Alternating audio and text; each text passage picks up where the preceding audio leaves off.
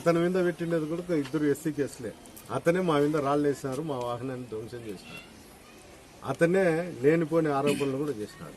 ఇప్పుడు కూడా చెప్తాను, నా కుటుంబం గురించి కానీ నా కొడుకుల గురించి కానీ వాడు మాట్లాడితే వాళ్ళ కుటుంబ వ్యక్తులు బజార్లో చెప్పులతో కొట్టే పరిస్థితి వస్తుంది.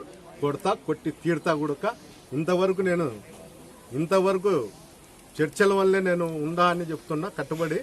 అతను ఇదే విధంగా నన్ను చంపుతారంటే వాడిని చంపినావంటే కుక్కను చంపినావంటే వాడు నా కొడుకులు ఉన్నారని వార్నింగ్ ఇచ్చినారు గతంలో ఏబిఎన్లో కూడా.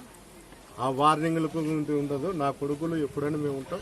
ఒకవేళ నిర్ణయించుకోం, మనం కొట్లాడల్లా అని నిర్ణయించుకుంటే అతని కుటుంబ సభ్యులు ఒకసారి రమ్మను, నేను నా కుటుంబ సభ్యులు ఒకసారి వస్తాము.